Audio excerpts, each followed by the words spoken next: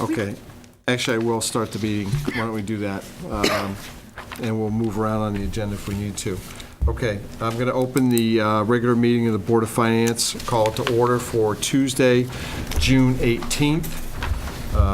First item on the agenda is to approve the minutes from the May 14th meeting. Peter, since you chaired that meeting, I'm going to let you make the run with that one. Well, I'll make the motion. A second. Any comments or discussions on the minutes, changes? Look good. All those in favor? Aye. Aye. I will abstain since I wasn't there. Jerry, how are you this evening? Timing. Timing. Okay, there's a discussion on reserves, but Mary Ann went to make some copies. So what I will do is take a motion to move to the Simsbury Farms presentation. So moved. Second. All those in favor? Aye. Any opposed? Okay. Since Mr. Toner is here, we are going to go right to discussion on Simsbury Farms. I want to remind the members why this came up. I think 2 meetings ago, we had a discussion that it would be good occasionally to do a deep dive into certain areas of the budgets, both the Board of Education budget and the Board of Selectmen budget. And Nick, I think you had suggested that we talk about Simsbury Farms and go through that in a little bit of a detail, since that is an important asset for the town. So I think that was a pretty good suggestion, and we're going to go ahead and do that.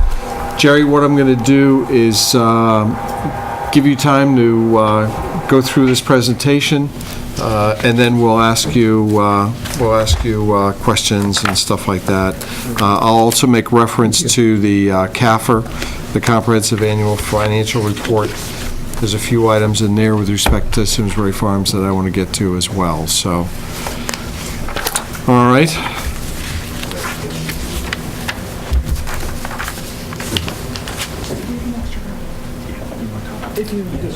Yeah, if you don't want to use the computer, I mean, we have enough copies, and I don't think this is televised tonight.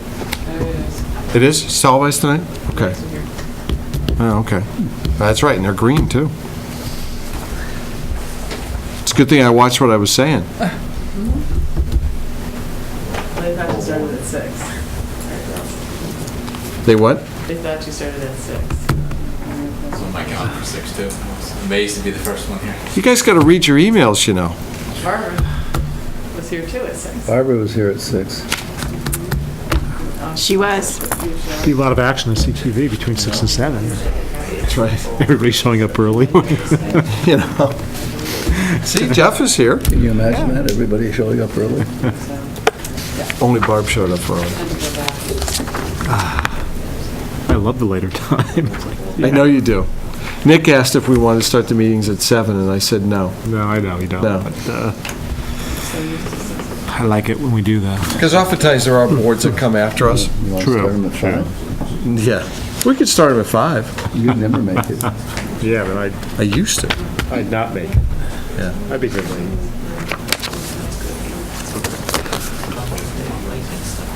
It wouldn't take,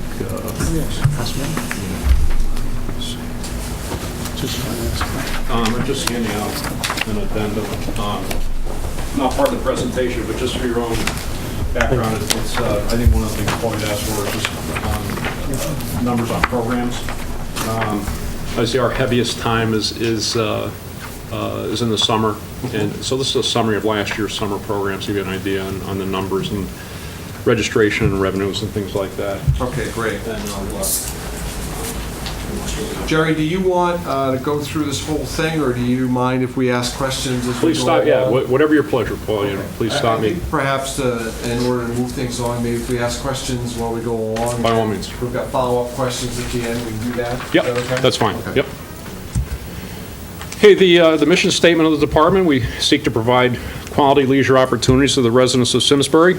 It's recognized that programs and services provided by the department contribute to the quality of life in our community.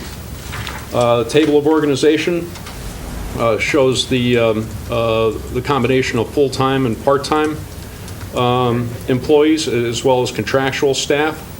Our three major divisions are recreation, parks maintenance, park and open space maintenance, and the Simsbury Farms Golf Course operation. Gary, can you just? This is good. Thank you. Next page is just a summary of those three areas. Jerry, if you're closer to the mic, the pickup will be better. Okay. Again, just a summary of the major areas that we have. Our park maintenance operation, which is the largest piece of the department, although not included in the revenue fund, includes the maintenance of 450 acres of parks, 2,000 acres of open space, other specialized areas, including the Simsbury Farms Complex, Performing Arts Center, and the Greenway. Staffing has been reduced since 1988 from 10 full-time to 7 full-time. 2 of those are funded by the Board of Education. That was done you may recall, in the early 90s when we took over their athletic field maintenance operation. Recreation, we offer about 770 programs throughout the year. That varies. We currently operate with an online registration system with a database of over 7,000 families and individuals who receive our program updates. Camps and programs last year generated a little over $465,000. Again, golf maintenance and pro shop, responsible for the maintenance and operation of the golf course. Although not our biggest operation, it is the biggest piece of the revenue fund, generates approximately 50% of the revenues within the revenue fund. Again, a little summary, kind of breakdown of some of the programs that we have. You can look at those, and that handout I gave you elaborates a little bit on that, particularly including, and we'll get later on to our aquatic programs, but in terms of camps and things like that, some of the numbers and the revenues that we generate. Summary of the special revenue fund for the last 5 years. This is expenses going from $1,770,198 in 2009-10 to the proposed budget for 2013-14, which is now in effect, is $1,914,200. Revenues, again, opposite there, you can see starting in 2009, 2010, the revenue summary. One of the things is the last piece of there was in 2009-10, which there was no longer, there was a transfer to the revenue fund from the general fund of $65,666. That was eliminated 2009-2010. Aquatic revenue, the reason I thought this was important to see is, obviously with the completion of the new building, this was probably the one area that we saw the most impact on, and I think that the one that the public anticipated and also waited to, I think really waited to see what it was going to be like and if in fact it was going to be done on time, which it was. We did see a real uptick last year, as you can see, in not only season pass memberships, but daily admissions. That was the first, Jerry, if I can step you, that was the first full year that was open? That's correct, Paul. Or We first summer we that literally was open. opened the day before the pool. We Right. opened to the public the day before the pool's open. So it was our first full year, right? And we had actually begun construction the previous year as soon as the pools had closed. I jumped a little bit ahead here, but I will follow with the golf course numbers, but I thought it was important, obviously the golf course piece is probably the single biggest component of the revenue fund, and certainly in the last 5 to 10 years, we've had a dramatic change, in that operation, not just us, but in the golf industry as a whole. We are in a much more competitive environment. In the last 10 to 20 years, when golf was at its peak, the greater Hartford area is one of those that was overbuilt, and we certainly have, as a result, we're in a much more competitive environment, both of private and public courses, than we were 10 years ago. So we've had, I think, between the Park and Rec Commission, the Simsbury Farms Complex Committee, and our staff, we've spent an inordinate amount of time trying to look at how we can better promote that course and how we can, increase our revenues, increase our usage. You'll see a number of specials offered, really with the intent of trying to bring in non-residents who may not otherwise play the course, but our feeling is if we can get them up there to play it once, and particularly now with the improvements that have been done, we will get them to return. And I think overall we've seen when the weather's good, we see a very positive result. But those are some of the things, and again, this is reviewed. We've had this marketing plan in place for about 6 years. It's reviewed, reconstituted every year, and then endorsed by the Park and Rec Commission to go forward. Do you have a question? Jerry, do you try to monitor where your playing public is coming from? We do, and one of the things with the new software system that we have, for our tee time system, we have a better ability to do that. We try and do it also with a lot of the promotions that we run. So we do, and certainly, we would. I think that helps in terms of where we target, any publicity or any promotions that we do.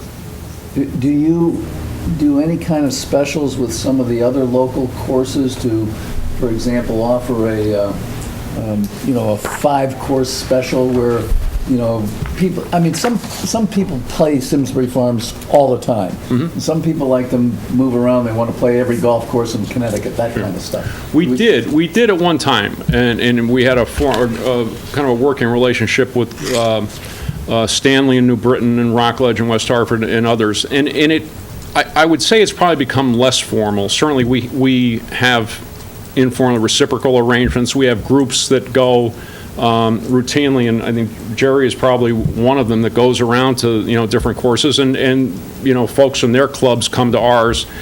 It was formal. It was much more formalized at one time, and I would say it's less formal now. But I think we still, informally have reciprocal arrangements with other courses where they want to come here if they have a tournament, they have any sort of thing on their course, they can come here for their resident rates, and they would offer us the same. Mm-hmm.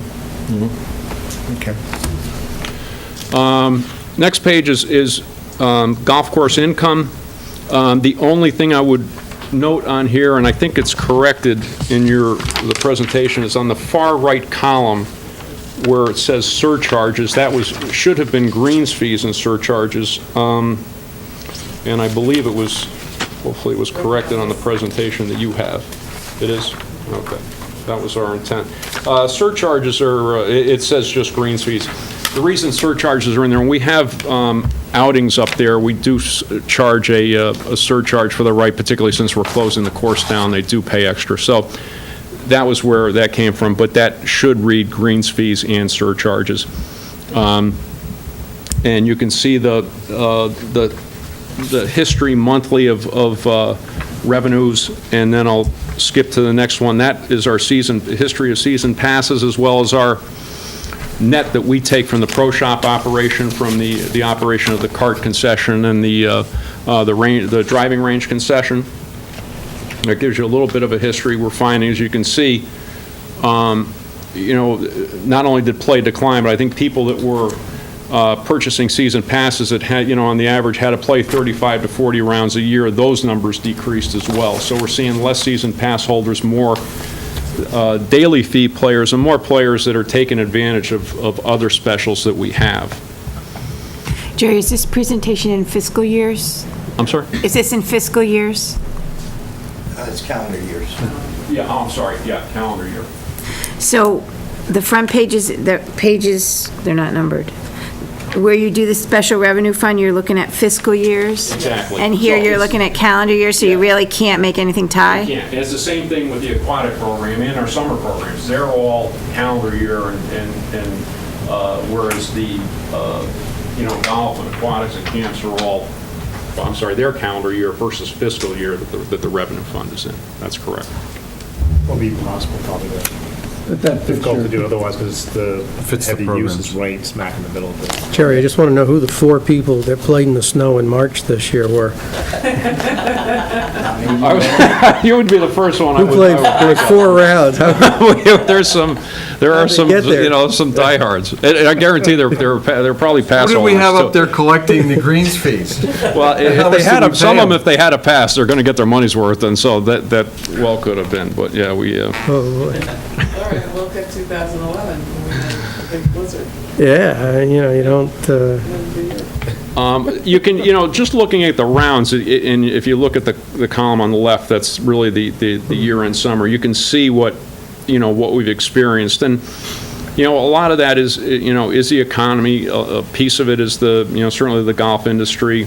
Another big piece of it is the weather. And, we probably, experienced challenges in all areas. 2 years ago was our worst year. And I think a lot of that was weather-driven. This I think- June's not going to be too, No, it's not. it's not going to be too good. No, and unfortunately, it's, with the revenue fund, our last 3 months, really, the vast majority of our revenues come in, particularly in May and June, because you've got all the camps, all the golf at its peak, you've got the pools at their peak, so the vast majority of our revenues we rely on, to come in, and, you hope for a good June, particularly to get people to, buy those passes if the weather's warm. It's just like golf. If the course is open a little earlier in March, maybe they're more inclined to go for those season passes. So, this month has not been one that we'd have liked it to be, but nonetheless, So June may be more in line with June of it could be. Yeah. either 11 or of '06, Yeah, where it was, considerably off. right.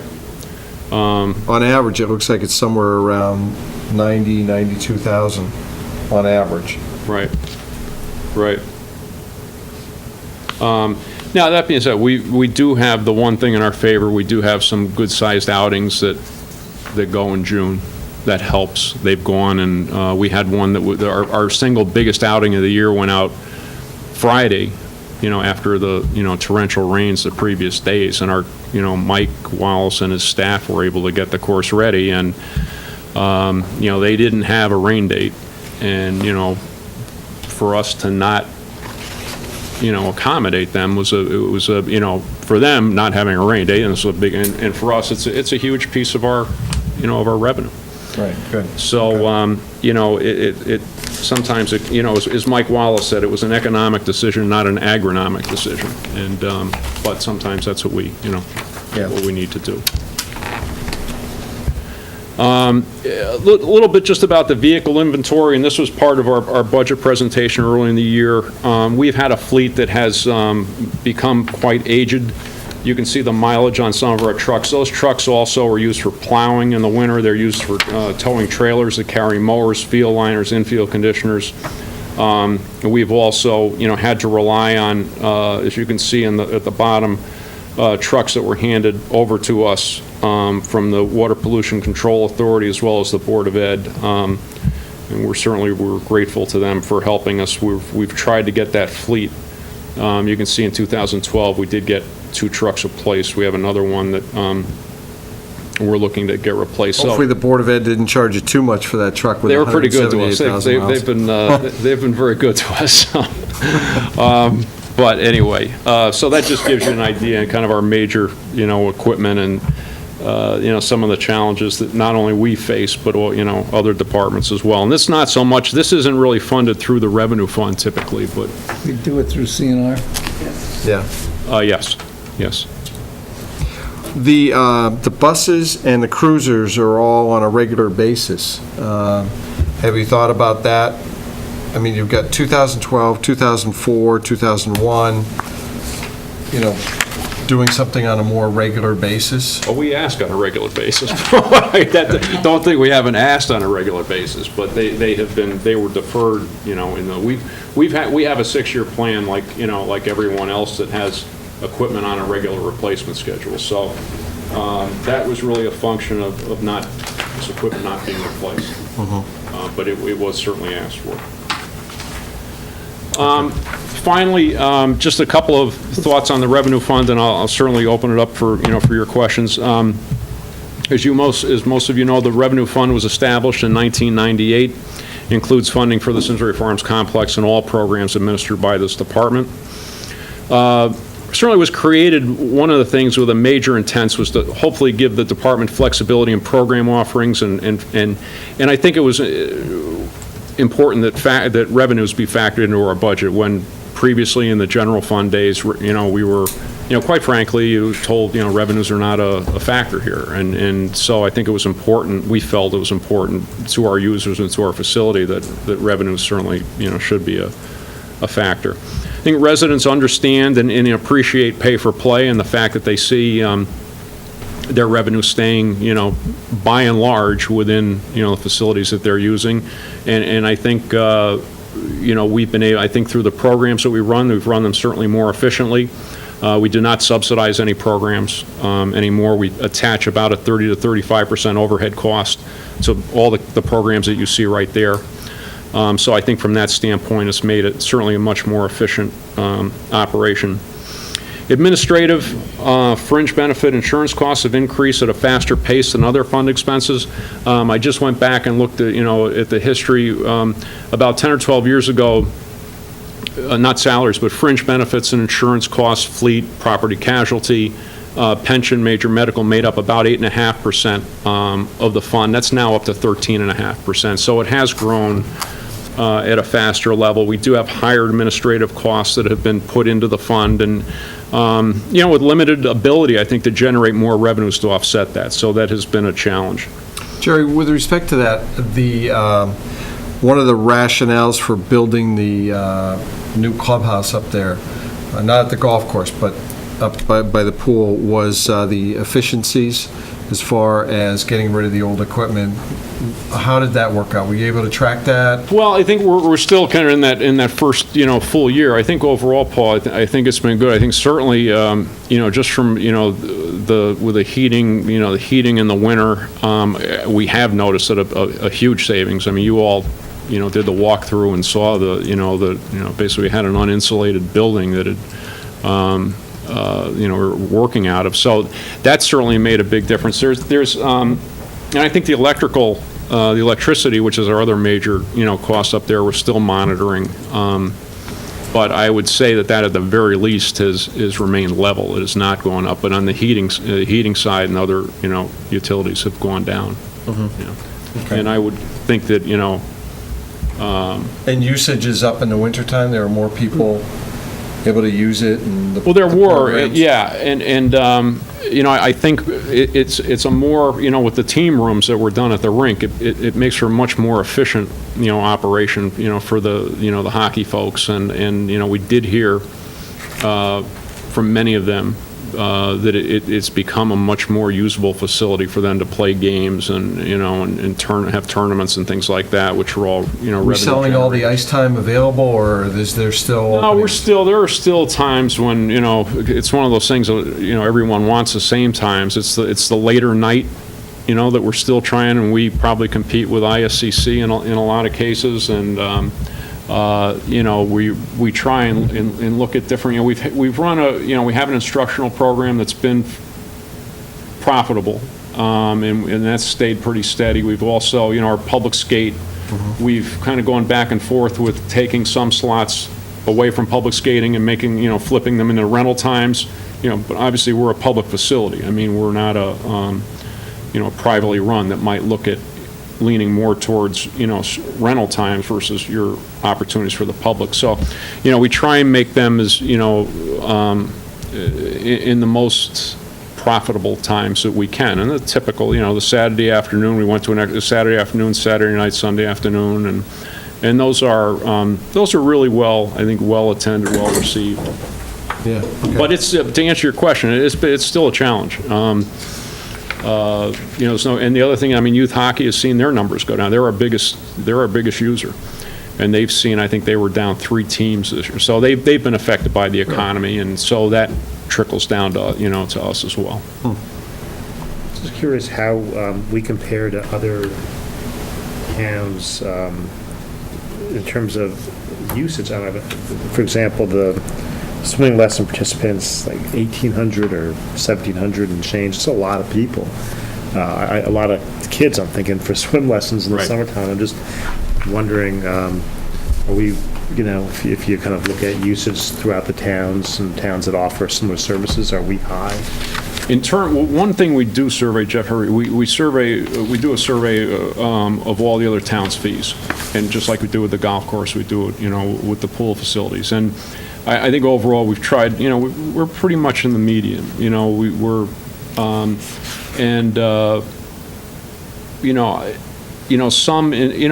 one of those things I think that, people look at, and we debate it, it's debated a lot, at the Park and Rec Commission, whether certain things are a service, or, are they is it more profit-oriented? And I think, you go back years and years, and there were certain traditional services people looked at as basic services, whether it be, a park system, a playground where kids could go, or a place they could go to cool off and learn to swim.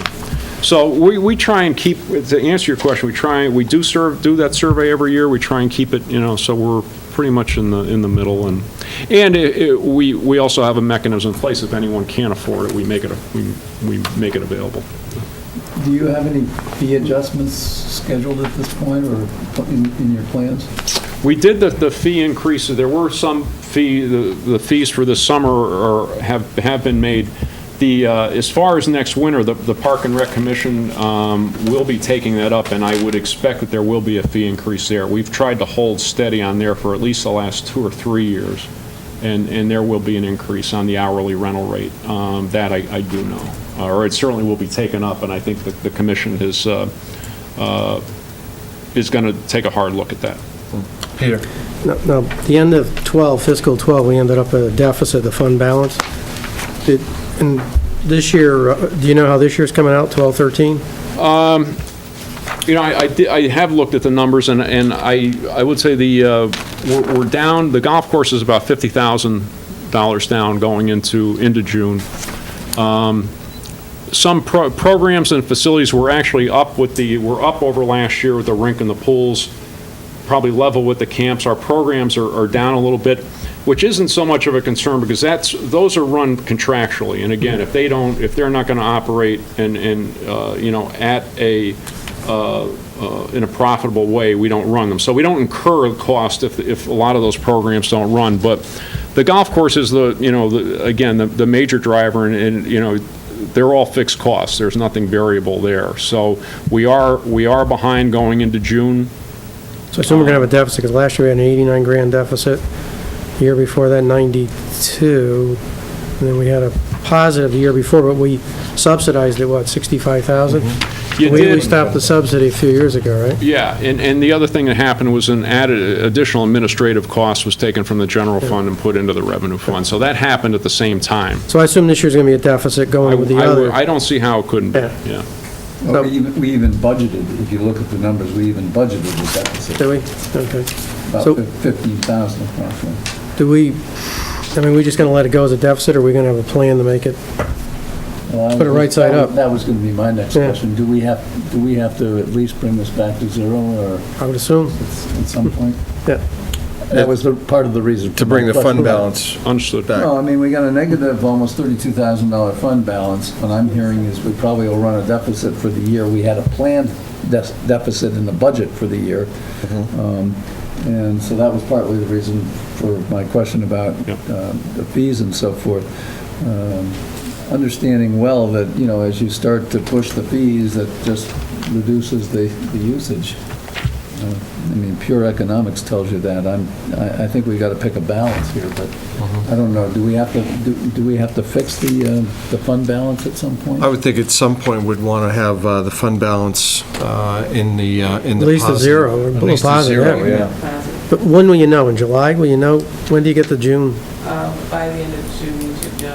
By the end of July, we should know what our calculations look like, what we're looking at for their fiscal year end. Because right now, you're still in the collection phase of camps and swimming, and people still haven't purchased everything they're going to purchase.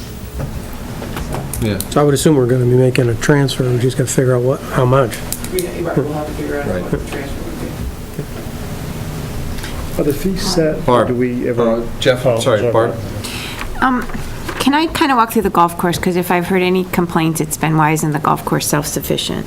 And it looks to me, looking at these numbers, like on an operating basis, it actually is. You have administration expenses that if I just, and tell me if this analysis isn't fair, but if I just say, I'm going to use that same percentage across all the different programs, so I'm going to hit the golf course with the same burden of admin overhead that I would hit everybody else at, you're running, what, 11%, something like that, in admin expenses.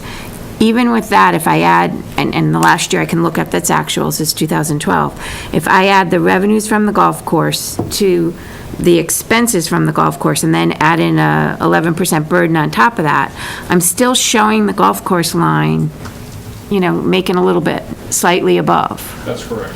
So the conversation that people have had, and I wonder if we've ever done this analysis, is I think all the expenses are here. The only piece would be capital investments, long-term investments, where the depreciation or the bond payments, interest payments we're making is flowing through elsewhere. Have we ever broken that out and started to look at, if we do look at the golf course on standalone, what's the true total cost to the town? We have, I guess for a couple things. One would depend on, really on how far back, you went.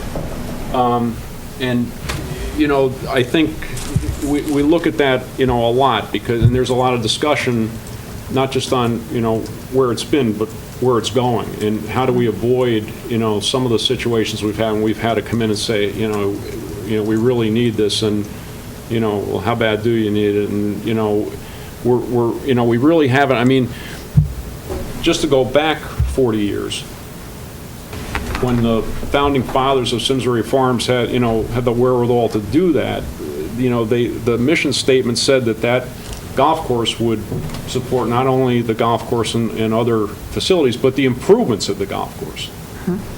But the problem was there was never a mechanism put in place, to do that. And I think over the years, they, probably the town enjoyed a windfall, but there was never money put aside. And so now we're in the situation of having to come in and have, pretty animated discussions about, well, do you need it or don't? And yes, we do, and here's why. And so,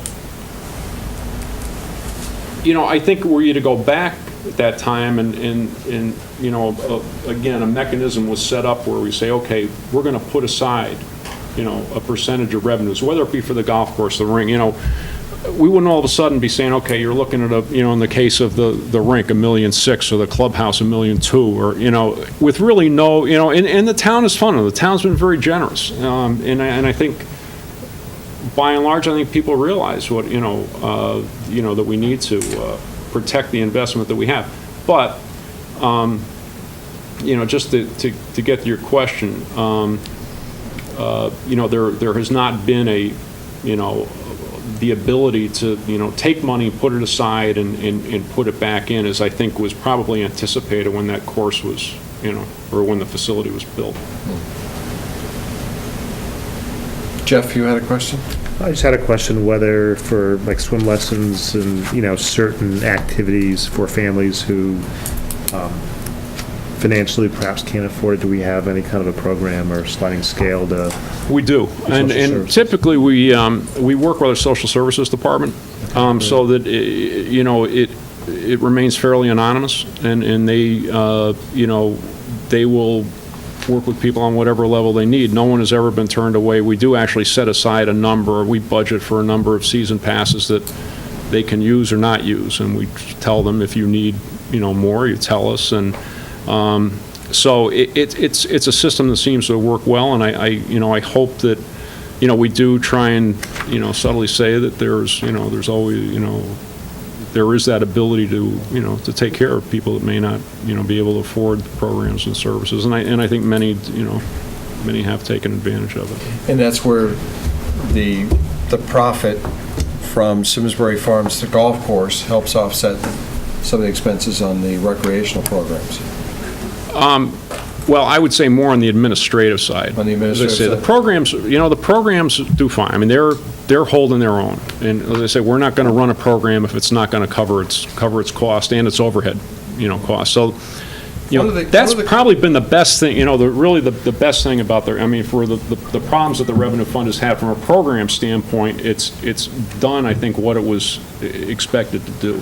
One of the complaints I always heard about the pool, especially when my kids were younger, was that towards the end of the summer, the college kids all go back, they're your guards, and the pool's closed, but yet school hasn't started yet. Or it's a warm weekend or something. Did you ever look into how you could solve that with, people who might be, have their certificates to be guards and come in, or what? Is there any way to, it seems like that would generate some additional revenue. It actually happens more on the other side. We've had, we see more of the demand on the earlier side, like now. There's years when it's been 85, 90 degrees, and, a couple of years ago, they closed school. Remember, they were, through that heat wave, and we actually opened the pools, a week early, and you see, I think we see more of the demand then. In August, it seems, and you're right, we do get, kids leaving, but we see our numbers fall way off. The attendance numbers really fall off. And typically, we'll stay open till right up the week before Labor Day.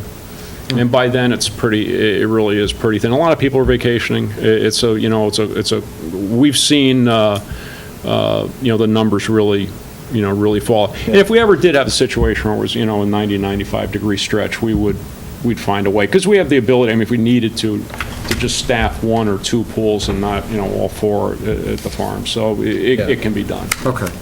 And that's one thing. This doesn't include, this also includes, when you talk about pools, it's memorial as well. Yeah, memorial's not included.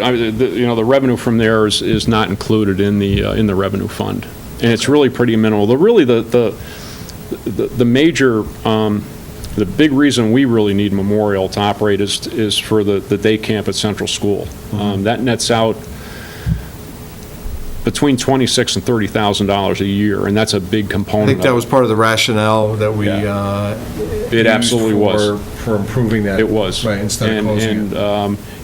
That I think is in itself has been a big program. a big piece of that. So there's a neighborhood use there, and we do some lesson program for the public in the afternoon actually, which is a little better for some working parents and. But it's, to answer the question, it's not including the revenue. Okay. Are we pretty much complete on all of the improvements on the golf course at this point? No, we've still got, some work left. We're doing it internally? Yes, it's all being done internally, right. How about rates in town versus out of town on the golf course? Do we have some room with non-resident? No, actually, Barb, probably 20 years ago, there was a very, very distinct, difference because of the level of play that we had. Now, being in the environment we are, those fees are very much compressed, and we've even talked to going, and for all intents and purposes, in a lot of cases, we've almost gone to a single fee. Because we want, from, a revenue standpoint, we need that non-resident play. So we've really gone the other way from maybe where it was, 20 years ago. If you look at, that marketing plan, you see that, by a lot of that is geared towards trying to attract non-residents, to come here. And, that's who we need to support, really to support that facility. We can't do it just on residents alone. And you don't believe they'd play here if the fees were higher for non-residents? Oh, I know they wouldn't. It's just, it's a much too competitive environment right now, and there's just too many, really too many courses and too many opportunities. And there are a lot of people that will shop around. And, we'll go, we'll no sooner throw a special out and we'll see, a competitor, throwing, beating us by $1, or they're doing, it is a very, very, very competitive environment. So, we pretty much know that we've got. What percentage of the golf course play is non-resident? I'm sorry? What percentage of the golf course play is non-resident? At one time, it was probably in the 30% range. We're up over 50 now. Is non-resident? Yeah. That includes outings? You have more outings? Yeah, yeah. So it's not just walk-ons, it's the outings, you're Right. including that in the outings, because That's- otherwise it would get to Barb's point that if you're 50% for non-residents, maybe you should charge a little bit more. You may go down a little bit, but you may get more revenue. You know? I would guess that again, I think it's a very, very fine line that we walk with it, and, And I'm sure you guys have discussions about this all, not all a the meeting, time. not a meeting about goes what to by. do. and- I see you're smiling over there about it. Dave Bush is the chairman of Yeah. the Park and Rec Commission, Jerry Wetchen is also a member of the Park and Rec Commission, and there's probably, I don't think, as I say, not a meeting that goes by and not a discussion, anywhere that it doesn't, it isn't thrown around, and Paul, may I just make one comment? Very Sure, quickly? Dave, go ahead. Again, David Bush, Chairman Park and Rec. One of the things we saw was most successful was the ctdeal.com out of the Hartford Courant. We put in one ad for a mere cost, and we had some hundreds of responses. And these are the non-residents. And what they're doing is we're introducing them to the golf course. And if they have a positive experience, that's all we'd ever want. And Mike Wallace has done a great job with the condition of the golf course, but we must market ourselves because based on the internet, there is not, and no offense here to my fellow member in front of me, there's not a senior player out there that doesn't use the internet to price shop to find the best deal to play a golf course, and in particular, any time they want. It used to be that we could say, hey, we only have to market certain times because we're busy all the time. It's not the case anymore. Tower Ridge, Wintonberry, Blue Fox, there's too much competition. And so I commend, frankly, the efforts that we've made to maximize revenue by keeping players on the course during downtime. It's free money. If you put somebody on there at 11 o'clock on a Monday, it's not a resident we're kicking off. It's nobody we're kicking off. So yes, we've been very price sensitive, very, very. Would it be possible to share with us the rates, what we're comparing ourselves to? Sure. We have compared ourselves to not only the other municipalities, that's actually been one of my pet peeves, is that we should meet Stanley, Timberland, Blue Foxes, although it's private, we consider that somewhat of a municipality because it's the only course in Avon. And we also compare ourselves then to the private course, if you will, Wintonberry, which is considered, frankly, the charm of this area based on having some national recognition on the architect. But every year, Jerry gets us a list of approximately 15 golf courses within a 30-mile radius, and we compare our rates to theirs, Rockledge included, West Hartford, that we then try to come up with a number from there. And are we the same or higher or lower? Actually, since we consider ourselves a destination golf course, we try to go a little bit lower. We will always be lower than Wintonberry, for example. We will generally be lower than Blue Fox Run. And I think also from over at Cigna, we're also lower than their course. The only courses that we might, in all honesty, that we may not beat, Stanley, we may not beat. And that's the one course that frankly, if we compare ourselves, we aren't comparing ourselves to Stanley. There's no comparison. Thank you. We're it's so much better. And yet we take that in mind, though, still, that they're easier to get to than we are. We want to encourage people to come to us, but at the same time, I don't want to try to, I'm going to use an example, Hunter and Meriden, it's municipal. I don't want to compare myself to that, because we are a different course. Are we still using the services of people like Doug Beach and other people who are here in town who have skills that we could perhaps make use of? Great question. Doug Beach, not only have we used his services, he's actually been very generous with his services as it came to the bunker renovation. What we would have paid for outside contractors is extraordinary. Doug has an affection for Simsbury Farms, and he has been more than willing to donate much of his time working with Jerry Wetchen and working with Mike Wallace on our renovation, which, again, compared to other golf courses, we've done a bunker renovation at probably 1/3 the cost that it would have cost if we used outside contractors. We are so price conscious, and yet the thing I'm hearing tonight, we can't just raise the rates to where we need to meet expenses, especially when money's going off into other areas. We are so sensitive to that. We think about it every time we're doing rates. My rate advocate in front of me here, we fight regularly, but we need to keep the numbers up. Of course, weather dependent. Yeah. Peter? At one time, there was talk about looking into outsourcing the operation of the golf course. I know with these economic times, this was before the bad times. Had that ever been considered or looked at? Yeah, we have considered that, and I think what I would direct you to is see how Manchester fared with their outside vendor, see how the city of Hartford has fared with their outside vendor. They're all profit-generating organizations. They front-load a little bit of money, and then they milk the thing the last 3 or 4 years of maybe a 5-year contract, leaving the course in dire straits. Minichog is the one I think of in Manchester. They're thinking about closing it because the course is a mess.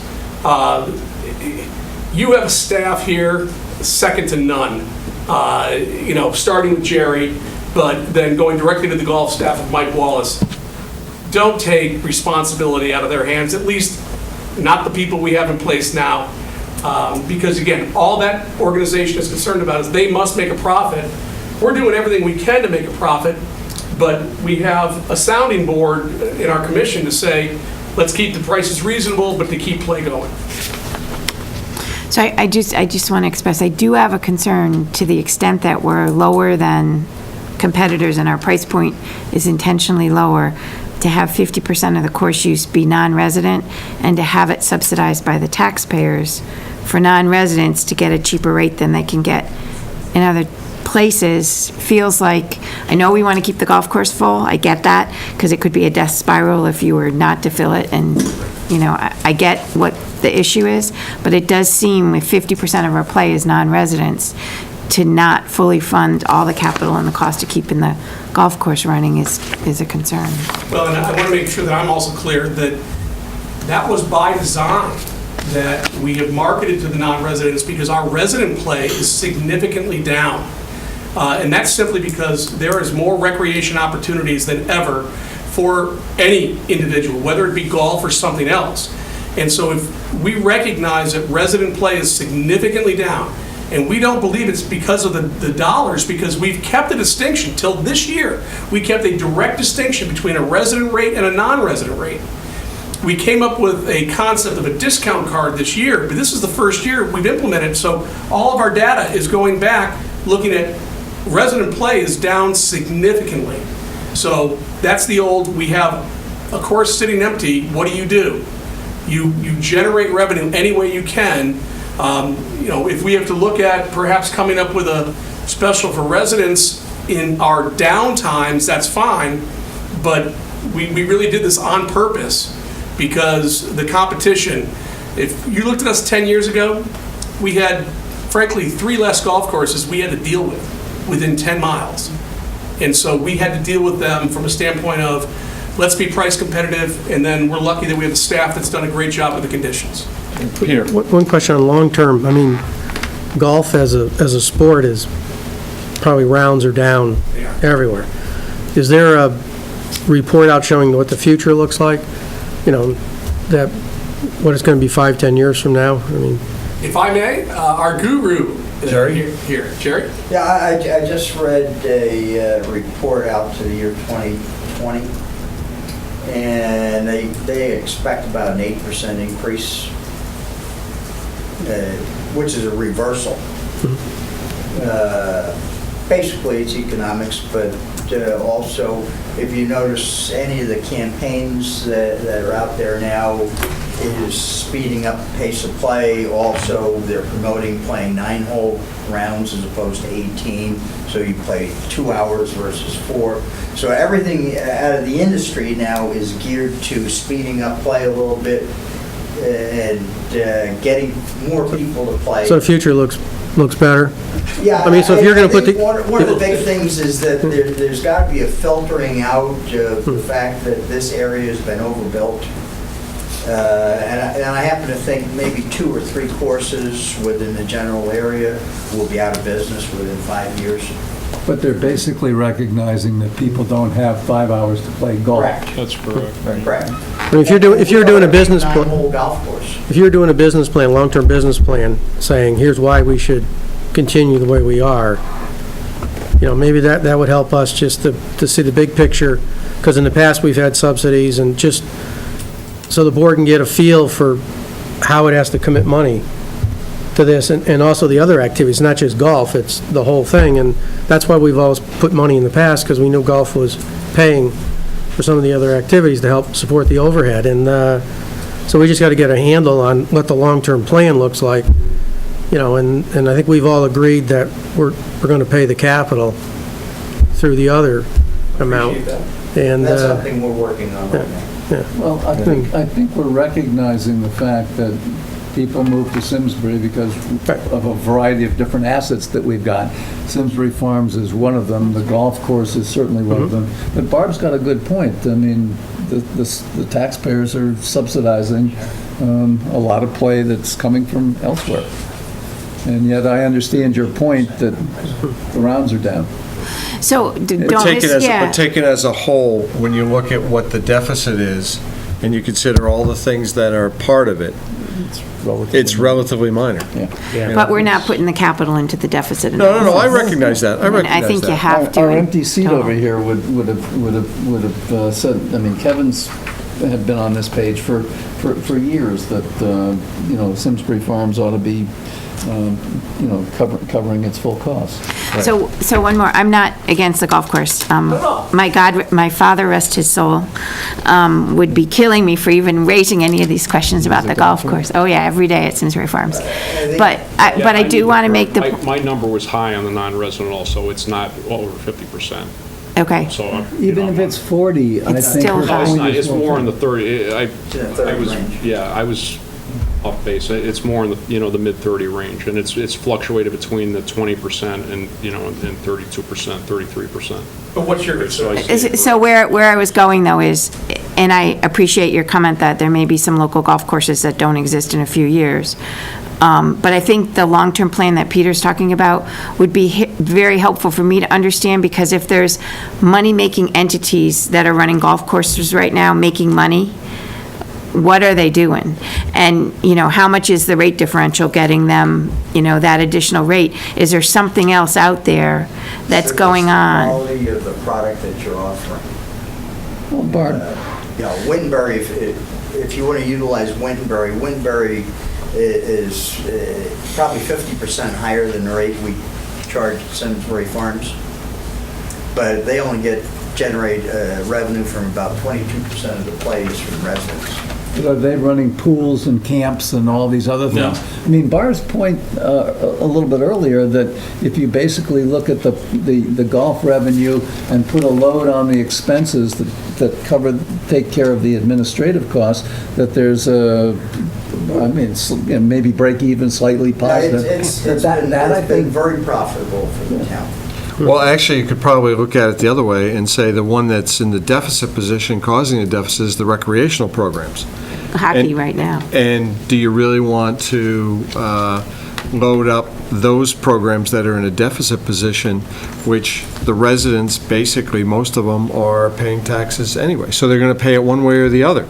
And then if Simsbury Farms is operating at a profit right now and contributing to offset that, by raising the rates, you could actually be reducing the amount of money they would be contributing. So I mean, you could look at it either way. You can. My disconnect with that is I think there's probably been a little more capital generally put on the golf course than there has on some of the other places. So clearly, we've made an investment in the skating Not with rink the hockey lately. rink and Well, with I know the, hockey is clearly another one Clubhouse, that, yeah. The clubhouse, yeah. And the new clubhouse, Hockey right. clubhouse and the facility at Simsbury Farms. right. Every time we deal with this issue, we fight over 50 cents. We fight over 50 cents this year on a particular rate, and we have input from the seniors, from the women, from the men's club, from every participant except for perhaps juniors.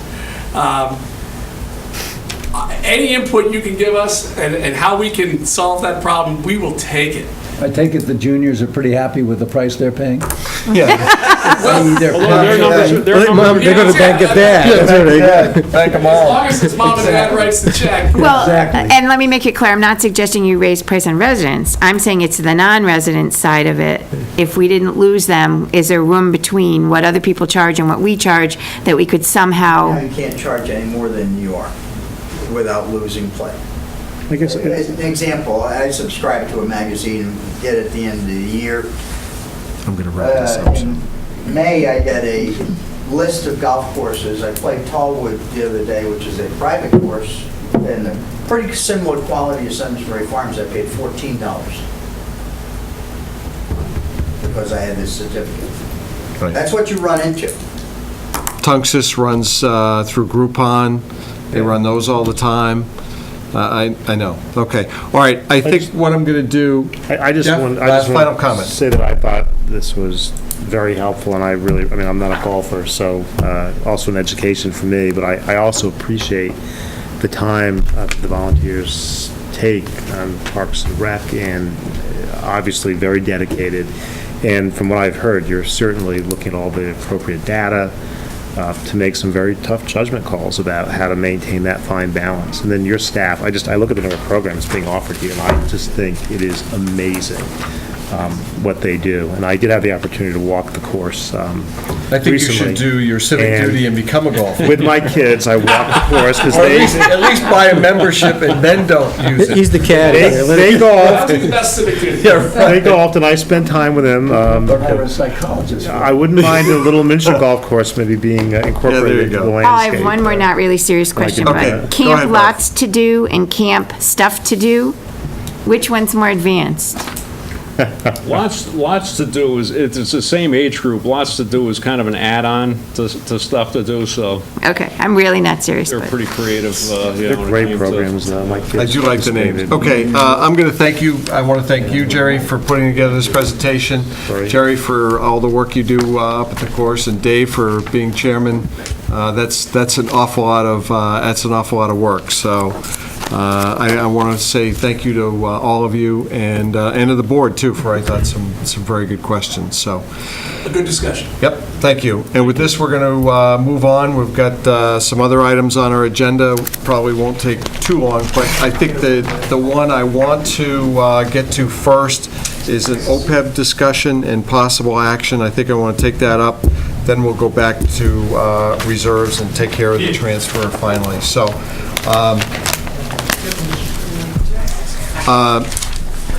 Peter, you want to maybe just take us through that a little bit? And this is one of the reasons I asked you to bring your CAFR, so that we can go through. What this is about is we have a insurance fund, self-insurance fund, and it's on page 21 and 22, the balance sheet.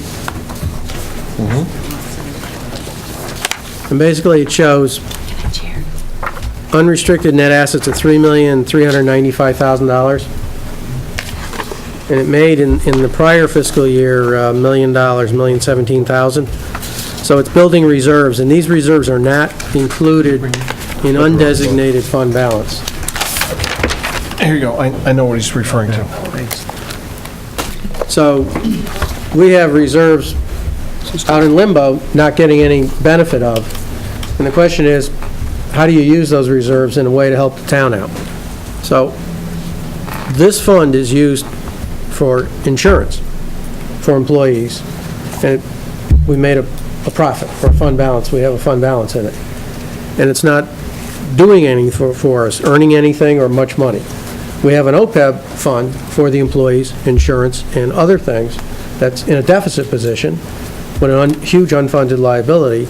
If we could put some money into there, that would help save future obligation payments into the OPEB and solve our underfunding obligation. So the question is, how do you do it? The direct way is you transfer money from reserves and say, gee, we're going to transfer $1 million from here over to there. But that's never been done. So you're gonna- Ever, or just in Simsbury? I don't think too many places. You know, because not too many people have an OPEB fund to start with, and the ones that do might not have this same type of self-insurance fund. Plus, we're in a really unusual situation with low interest rates. Correct. So there's a lot going on, but We're earning nothing there. But there's many ways to maybe redirect some funds instead of to this fund over to the OPEB fund. So I asked Mary Ann to make, get the opinion of the auditors. Our, was it Bob Lindbergh? Yeah. Who manages this, and town council, as far as, do we have any authority? And just to get their thoughts on what we could do with this situation. And I know she has a memo, I think, from the auditors. No, from the discussions with Bob Lindbergh. Oh, do you? And I have emails going back and forth with the auditors. Yep. Our audit firm, Williams Shapiro, has not had any clients transfer from a self-insurance fund to an OPEB trust fund. And that was one of my first questions after Peter asked me that. And then she said, why don't you consider other alternative sources? And so I went back and said, well, we paid, both the town and the board paid their employer and employee shares into the internal service fund. In my memo of today, yesterday, Tom Cook and I spent some time talking to Bob Lindbergh in regards to our health insurance and the fund balance, because the unassigned fund balance was 3.395, and that's the memo I've just given you now. We reviewed the past 2 years. I mean, last year, and Peter's right, we had $1 million increase. The year before that, it was $300,000. So we've increased our fund balance in the unassigned in the internal service funds by $1.3 million. Now you can take several options, and one of them is a premium holiday. And the Insurance Advisory Committee, Subcommittee, they meet on a regular basis, and they didn't want to do this. This is something they would not recommend, neither would just. When you say they didn't want to do this, you mean a premium holiday? Right, they didn't want to. We did that like 15 years ago. Yes. Yeah, I remember And then that. had 2 bad years right after that. Right, That's- yeah, it was Well, like bang, We bang. did not actually have that discussion that we wanted to do a premium holiday. You did not. We were talking, has that been talked in your committee? No, we did talk about whether the reserves, Burke, you correct me, but we did have a discussion about the adequacy of these reserves and what would happen if the reserves fell. I mean, there are a number of conditions that could occur that could draw this down fairly quickly. Well, that's basically, But we did not have a discussion about having a premium no, holiday. they didn't discuss that. That's not, but we did reduce the premium going into the fiscal 14. It's now a 2% instead of a 5.5%, which we were looking at. And they also. The premium comes from where? What? And the premium comes from where? The town has a self-insured Right, up to 200,000. fund, and essentially, we're paying a premium for administrative costs and to take care of the what is the excess, Stop loss. the stop loss, Yeah, you know, yeah.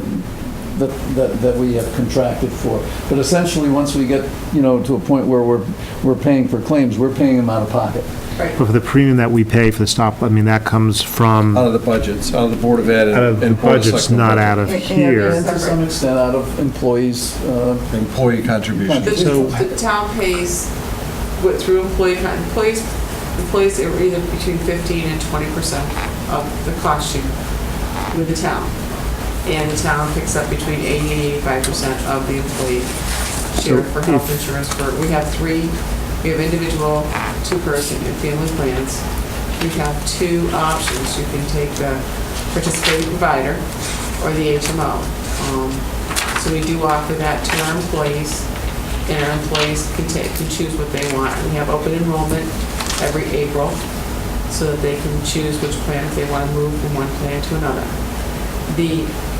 I was going to ask whether you could, for example, on the stop loss at 200,000, whether it would make sense to increase that to reduce the premiums being paid by the town, the Board of Ed, in light of the fund balance at We this don't pay point. them out of the operating budget, correct?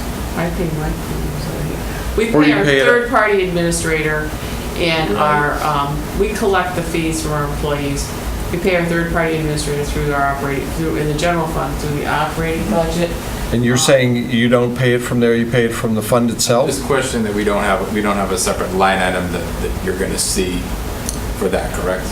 Right. We call it major medical insurance on the town side. But you put in a monthly premium amount, you figure out how much it is, and you put in the same amount every month. We put in our monthly premium amount minus our share for, on the PPO plan, we actually do pay our catastrophe insurer separately, but on our HMO plans, put in our fee that we pay down. And how do we build reserves here, though? How do we get reserves? It's the claims history. Right. It's how our claims are running. We're having a good plan year. We've had good plan years and we've had bad plan years. We're in the middle of a good one right now. And how do we set the premium rate? It's based on actuarial trends that Bob Lindbergh is coming to us with. And, you know, the plan is actually designed to build up reserves over time. I mean, But from a fiduciary perspective, and actuarially, if you were to increase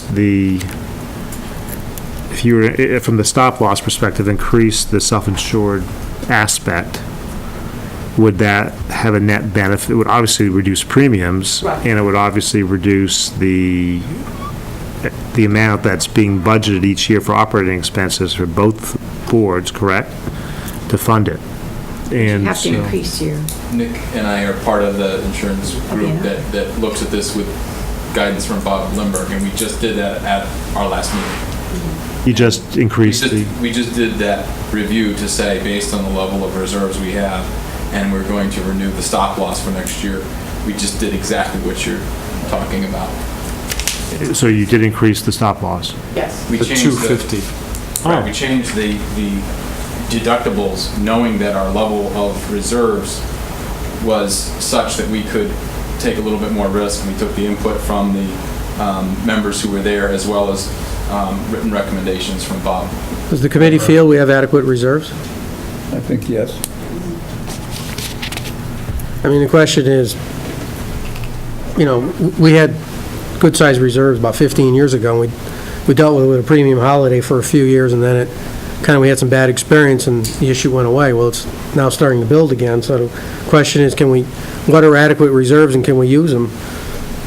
You know, the OPEB is for retirement medical insurance and other costs, like life insurance too, in there, but predominantly for the employees, so it is the same purpose. It's not some revolutionary new type of expense. So it is for the employee benefit. And the question is, I just want us to look into it. Is there a possibility that we could somehow try to put some money over into OPEB from here? Because if we have more than we need here, and we definitely don't have all we need in OPEB because we're short, we're only 22% funded, so that fund is drastically underfunded, and, you know, According to this letter, Mary Ann, it says that you received information from Bloom Shapiro that the town could reduce the premium paid into the internal service fund and transfer it to the OPEB trust. It's unclear to me exactly what amount we're talking about.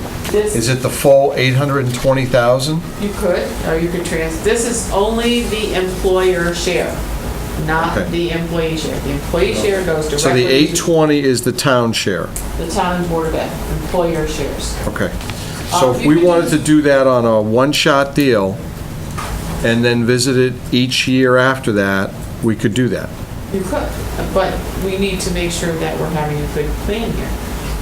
That's the issue, and that's why we have an insurance advisory. Well, that's why right now, we're comfortable that the reserves are adequate. We're going to reduce the premium, and we're going to increase our self-retention to 250.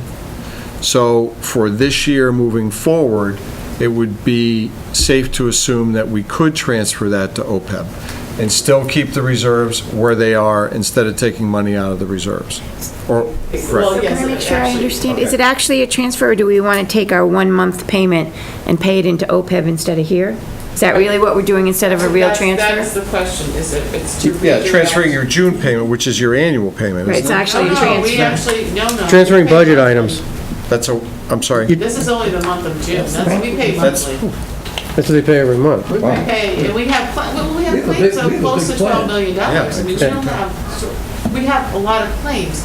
This would just be a 1 month, and it would be one time. And the question now, I've asked our attorney, Bobby Cosenza, whether or not this can be done, and how, and who can authorize it? Who can authorize this? Board of Finance, or does that? Right now, it's like a line item expenditure. You have a budget approval for 800 and whatever it is for putting it into the self-insurance fund. And if our board and the Board of Selectmen have the authority to Redirect that one. redirect that to another expenditure item, stay within the budget. Right. You can't put it in here and put money in OPEB. It's either or a You can't piece take it out of here, you just redirect 1 month. It's not a transfer like we're doing out of reserves, that 1% number. It's it's just a reauthorization of expenses. And one of the big advantages in OPEB, that money is not earning any interest. Well, here it's not earning any It's interest. not earning, I'm sorry, Yeah. here it's not earning anything. We move it over to It's OPEB, investment. our returns are at least somewhat better. I believe the last report we got, they were like in what, the 4 or 5% range? Is that where we were?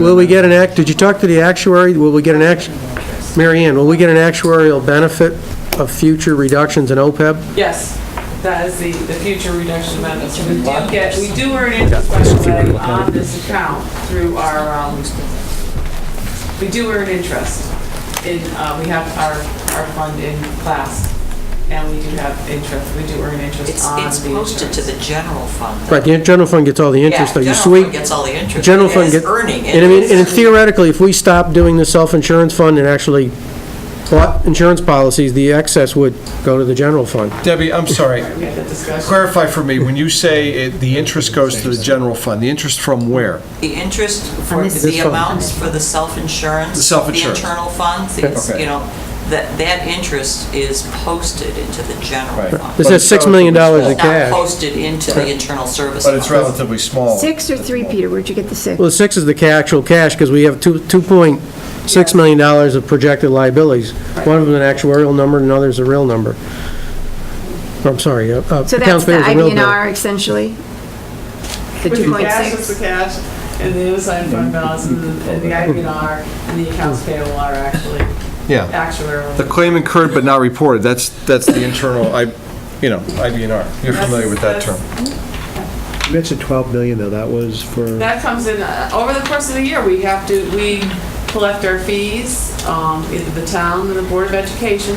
We both contribute based on the number of employees who are taking part of the insurance.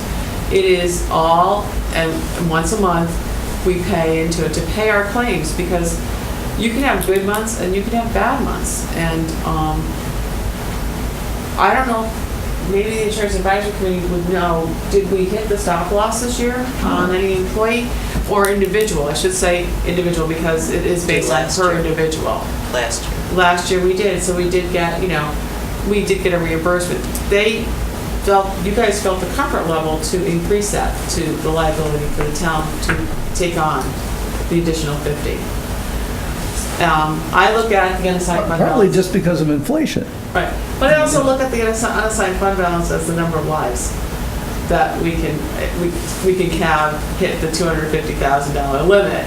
And this year I'm saying. It'd still be okay. And this year, they're saying it's 13 I'm or saying, 16. this year, if we had 16 individuals hit the $200,000, that would be our fund balance, the lives. Next year, if that number stayed the same, it would be 13 at 250. So that's what I was looking at. But we've never had a year like that. No, you haven't had one, but conceivably you couldn't, but I've heard that fund balance. You're right. We had that discussion. We could have a pandemic flu or something like that that could cause a major catastrophe to this fund. Exactly. But there's no, I mean, the probabilities are so low, there's no way to try and, predict it. And we felt that moving from the $200,000 stop loss on an individual to 250 was an appropriate thing to do. I would suggest at this point, are the members comfortable with moving something into OPEB? Can I just ask two more questions? Has the 2.6, I'm going to call it IBNR, sorry, because that's what I'm familiar with. Yeah. Reflect moving to 250, or is the 2.6 No. calculated that's- based on that's ba- 200? That's based on a year ago in June. Yes, June 12 numbers. June 12th. That'll be based on, This is a whole new set of numbers when we do this for the current year. And what are those numbers going to be? it'll be on 200 because you're not changing until effective the next year, right? Right. And we're having a good claim year. So, and claims run, did I hear someone say somewhere in the $12 million range? Something like that. Well, you look, if you got the next page there, Barb, they got the, you have claims 10.9? incurred, like they had 9.7 million in 6/30/12. Yeah. You had administrative and stop loss of $1.2 million. So you're going to spend, I don't know if they'd have to trend it over a 5-year, 10-year to see what it is, but, We know the trend has been up and So another way to think of this is, it's somewhere in 10 to 12 is what we spend every year, and essentially on this side, we're holding $6 million cushion Yeah. to cover that annual expense of 10 to 12. yeah, plus a cash flow of 800. Yeah, so now I support moving something. yeah, I mean, I mean, good economic sense says you take an asset that's earning virtually zero and Right. put it into something that's earning something more than zero, and you're going to be Right. making... The only thing is you can't get it back. If Can't you get it were back. to Once you go in the have a trust fund, disaster on this right. side, it's going to come out of the general fund. However, if you're doing it on here's where I was going with it, we still got to find out from Bob who has the authority to move it. That's exactly. How do we do it? Do we have the authority to do it? And if we do, that's fine. We still, I think, would be prudent to consult with the Board of Selectmen and the Board of Education. I would Correct. expect that we need to That's have our- a recommendation coming from the Board of Selectmen to us, I would think. We'll see what the town attorney says. Yeah. Then the second thing is, until we get that, we really can't take any action on it. But we could then establish a policy of doing it on a monthly basis. We got $820,000 coming in. We could look at that, that's June, July. I mean, you could And build you've up got- your OPEB pretty quick. I wouldn't, I mean, we can look at the end of the year because we kind of know our experience. Right. I would feel better if we, Do this every once in a while? yeah, every once in a while, just to see how it goes, because, if all of a sudden we hit at 800. Okay. And it's still built up, and then next year you could have, claims run in batches, and all of a sudden you have a bad year. Okay? I remember last time we did premium Highland, it was 15 years ago, but I remember we had some I think 3 it was years. your first year on the board. Yeah, I was Yeah, out, remember this it. reserve was pretty high, and then we Yep. chopped it down. Next thing you know, we had $1 million loss year. Right. But, And nobody wants to do that. Right. Absolutely nobody. So wants if to we do wanted that. to deal with this, in July, yeah. we could deal with it in July. Yeah. So really, I think the instruction that the board should give to Mary Ann is to find out from the, town attorney who has the authority, and then come back in July and we make a recommendation that we move 1 month into OPEB, which should probably be 820. I'd like to go a step further. Not only the town attorney, but Bob Lindbergh, because he is our consultant Right. effectively in Yeah. this, as well as Bloom Shapiro, Right. because the last thing I want to have is them turn around, next November and say, you can't do that. They've already said we could. And she said we Make could. sure that, Well, we just- let's make sure all the But- pieces Right, let's tie it down. Once we get the exact plan, then we get everyone to sign off and say that's okay. That's You exactly. get buy-in up front instead of 6 months down the road, it's a lot Then easier. what I'd like to do is make sure that, we give instructions to Mary Ann to have this ready for next July, for our July meeting. No, So, July. Paul, I want to do this right, how we're all describing it, but Peter, is there any fiscal advantage to not have this on, because that extra 80 would feed our year-end numbers, or the extra 800 would feed this year's year-end position? So is there any advantage either way to doing it this month? You have to ask the actuary, is that going to help? She said whatever.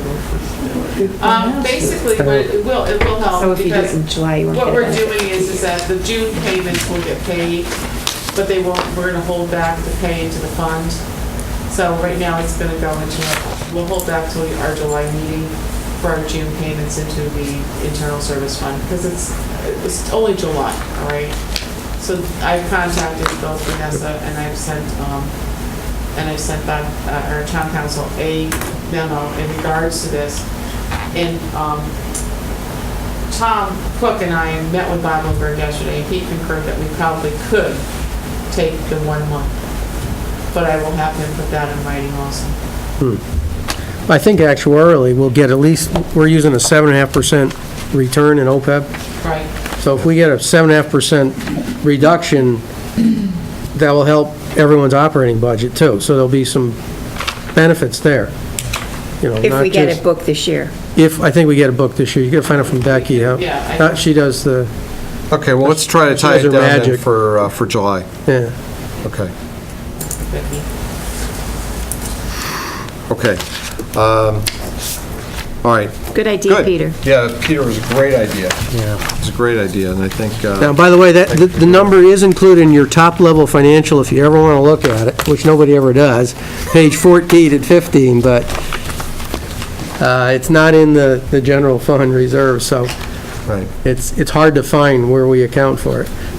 Very hard. some of the stuff you have to hunt for, you have to really hunt for I it. asked 3 people in my office just to make sure that I got it right, so it's a hard one. Oh, great. So where is it on Yes, page CPA. 14, now that you've told us that?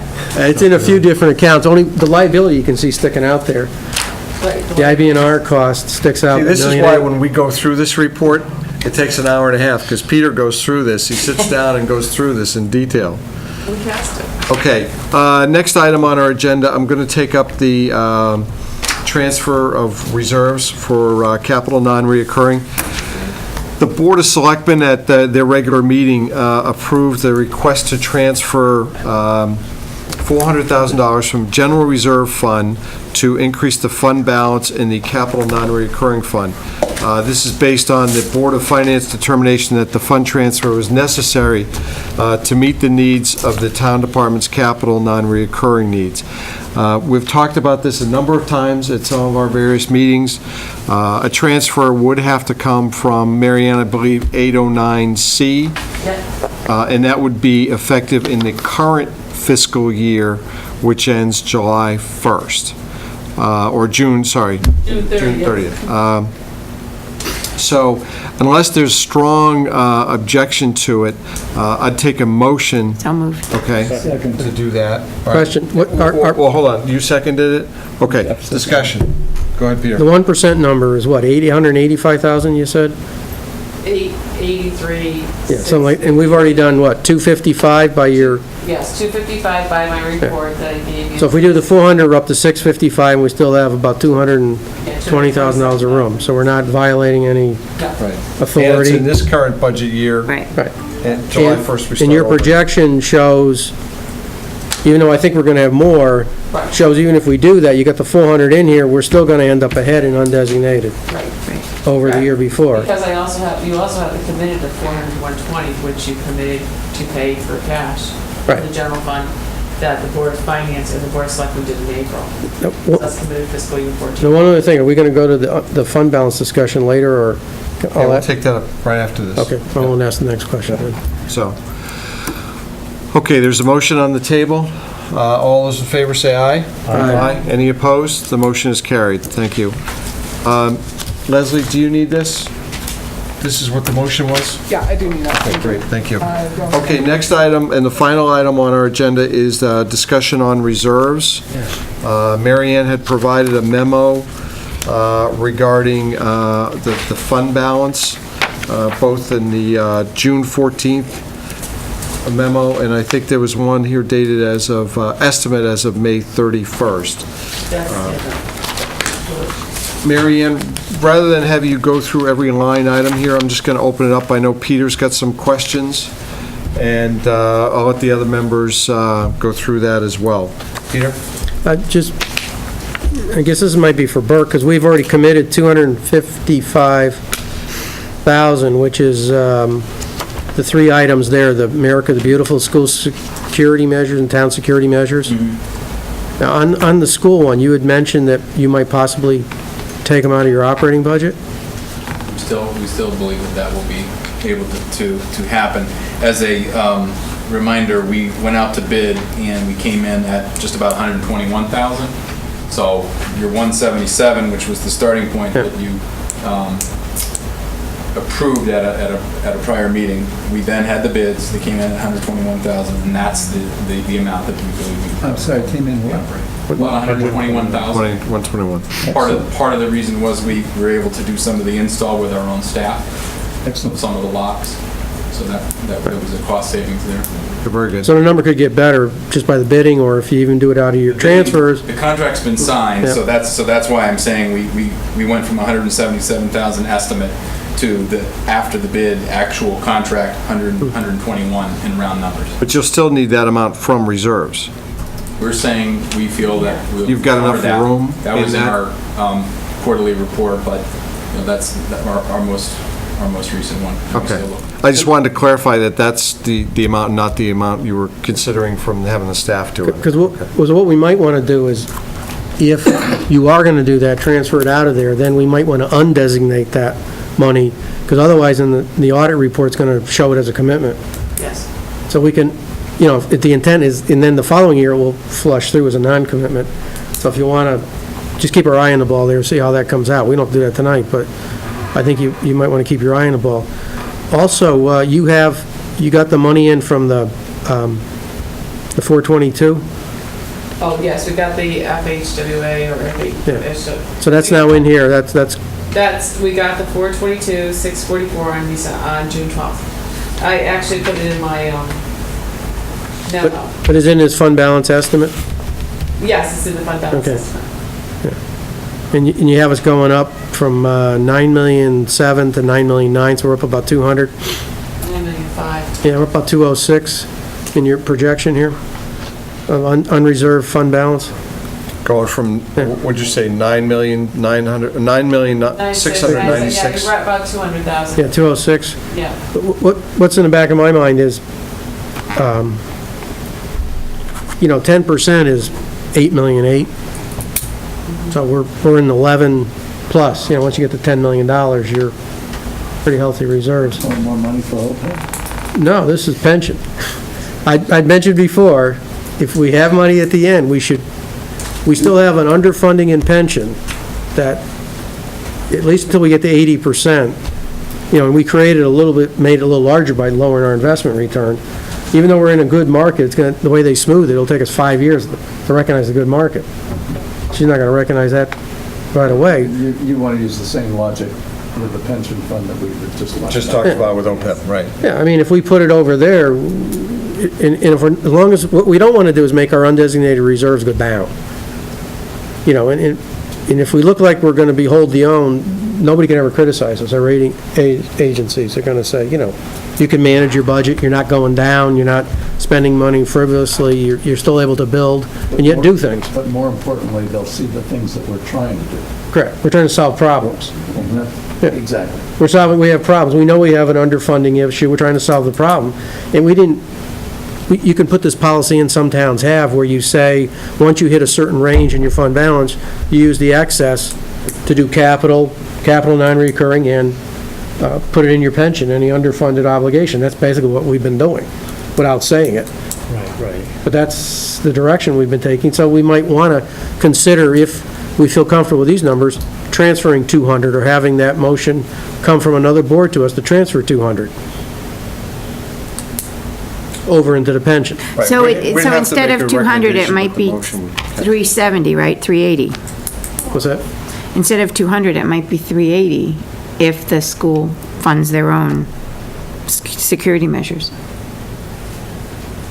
Yeah, but you don't want to, 200's, yeah, it could be, but Do we have to get into a discussion as to which of the three funds it goes into, or do we split it up pro rata? Or I would assume they do it pro rata. Yeah, just proportionally. We could do for You don't want to discriminate. I assume they'd want to do it pro rata. Are you thinking about reducing their contribution for next year? I don't No. think you're talking about. No. I think what it will do is it will, in effect, actuarially have an impact on it. Yeah. That will do that. Yeah. Let the actuary, by us doing this, it will indirectly reduce it. For a year from now. Yes, a year from now, What whenever. you could do is make sure that if the Right. Board of Ed is not using that 177, that the bid's 121, and they're funding it, that, I mean, what you could do is say 177 went towards their pension, and then you took another, 200,000 and used that for the police and for the general, for administration, yes. If I could, I just wanted to comment, though, that keeping in mind of the capital, the CIP meetings and conversations we had, that there was the to-be-determined issue for school safety, and that we should get those costs over the summer and have a group, three board meetings. So you're saying there may this be some fall, other stuff coming? That we want to have those conversations, and I thought that was part of that concept of let's not rush to judgment about use of reserves until we. Right, which gets back to, the board would probably be comfortable with 200,000 instead of. 200 doesn't, 380. yeah, keeps some powder dry. Right. Yeah, you can Yeah. Right. Because, I mean, I think with Mary Ann's conservative here, I think, in your numbers, Yes, I am. so you're probably going to make a few $100,000 more than, I mean, we've got grants coming in, if you read some of these, Yeah. there's something from the library, I couldn't believe it, you're getting, what, 147. yeah, $147,000, pennies from heaven there, this HUD grant that we finally received, that's older than, I don't know, it's a few years old, right? Right, but you have to understand, like, that municipal revenue sharing went away. They took the money and said it's ours this year. Last year was the first year of the program. 2012 was the first year of the program. And it started in November and ended in June. And then this past year, that program, I underestimated because it was only, you got 15,000 1 month. So then this one was 173,000. The governor's budget came out. This did stay on the chopping block. It never came back. So the town isn't going to get the municipal revenue sharing this year. We're still a net gain, But though. we got it this fiscal year, we get it, yeah. 2013, but we're not getting it in 14. Yeah, 170,000, right? No, it's 100,000. so we got a couple windfalls there that are making Our our, building permits are up this year, and when I based this, when I was putting this together for you on reserves, I had only estimated that we would be doing a turn back on the general fund side of $50,000. That included possibly putting more money into OPEB for major medical after talking with Vanessa, after having back and forth with asking us to look at an alternative source from Brooke Shapiro. So I only estimated $50,000, and I think we are going to be spending that. We've just had our fourth union contract did settle, and our payout is this week for those employees. So it's the end of the year. We're going to be transferring funds. We'll be back in here in July with the transfers. Nick? Do we have to take action tonight, or are you just I mean, having a discussion? if the board feels comfortable taking $200,000 and making a recommendation to the Board of Selectmen that they, just like we did a couple of minutes ago, that they make a motion for a transfer from reserves to the pension plan on a pro rata basis of $200,000, I'd be acceptable in taking a motion like that. Can I just ask before we do that, why, I know you said pro rata, but if one fund's substantially differently funded than the others, why wouldn't we be going after the most unfunded? No, they're all invested pretty much the same. No, they're invested the same, but they're not funded the same. at least in my mind, and this is just my first thought at it, it might appear that favoritism. Yeah. I mean, it's financially, but now you got people involved, so people might take it wrong. I don't want them to. I'm not But trying it's to all pick one town over the money. other. We're not trying to say to the, No, the but it's police all that we're town money. funding, I know. the town employees better than, I know, but if theirs is the underfunded, the most underfunded or substantially more underfunded than the others, I guess I'm questioning whether it should be pro rata They're pretty or close, based on underfunded. I thought one of them was No, quite a bit the under. Board of Board of Ed. Ed. Yeah. Board of Ed. It's the underfunded. is low. I think those are the kinds of problems we can solve over time. yeah, I think, I agree with Peter. I don't want to get into issues of favoritism. I understand Barb's point. But it's not favoritism, it's all town money. Which is if you were underfunded by X percent, you kind of want to level it off so that all funds are essentially underfunded by about the same amount.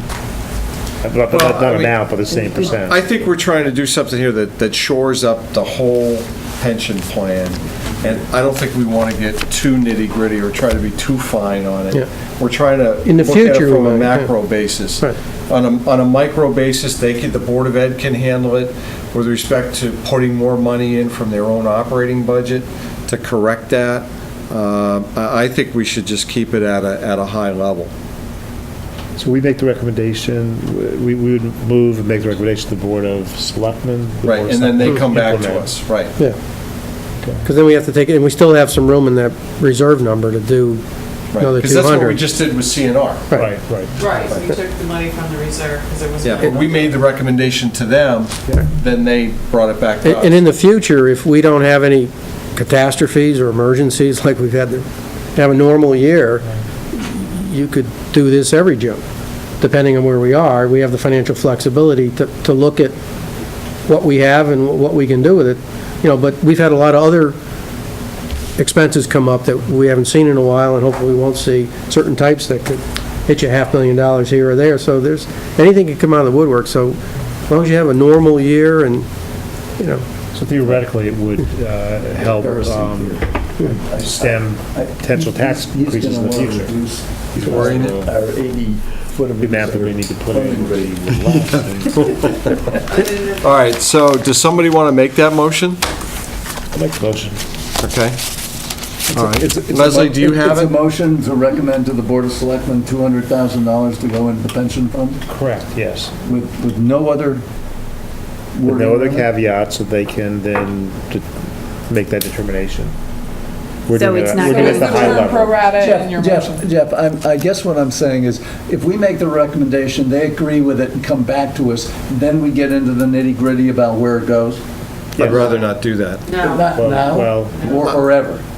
Not in this particular one. I'd rather just say on a proportional basis. Right, that we split it 3 ways. Yeah. That's- I That's just- the way it works. Before we go any further with the motion, I just want to make sure we're clear Yeah. on what we're Would you talking just about. clarify it as to, are you willing to do it on a proportional basis? I am on the representation that they're all pretty close. They're not. They're not. well, whatever they do, they got to come back to us with the Right. motion, and then we got to decide. I mean, they make Yeah, we the, made- Yeah, but Paul's saying this motion decides it, not oh, when they come back. That's what the discussion is right now. Okay. Whether he'll modify his motion to make the decision today. You don't have to. Yeah, no, I don't feel comfortable doing that. Okay, all right, you made a motion. Based on Who wants to Bob's point. second it? I'll second it if it doesn't designate where it goes yet. Let them fight it out then. But I'm sure they'll do the right thing. Okay. Any further discussion? All those in favor say aye. Aye. Okay. Just to I don't have any other business, but go ahead. Well, I mean, I'm just looking at the funding ratios at the end of last June, and I mean, we got 78, 83, and 67. They're not Right. really Oh, they're close. not, okay. Yeah, I thought you said they were, okay. Which one's at 67? That's the Board of Board of Ed. Okay. but they made a special payment the year before, which Right. I'm not sure they got credit for yet in this ratio. Right, Yeah, they did this year, correct? right. I'll bring it I up. get credit for some of our, like the bargaining, increase the employee contribution. Yeah. And I'm not sure about the timing. We will get credit for that additional payment. But But you'll we're all see trying that- to do the same thing. We're all trying to get it to full funding. Okay, I'll take a motion to adjourn. So moved. Second. All those in favor say aye. Aye. All right, we are adjourned. Thank you, everybody. Play golf, oh, no. Go play, go Jeff. Go I can't learn how to play believe, did you golf. see that, only 4 rounds in March? There was been a foot of snow. How'd they play golf?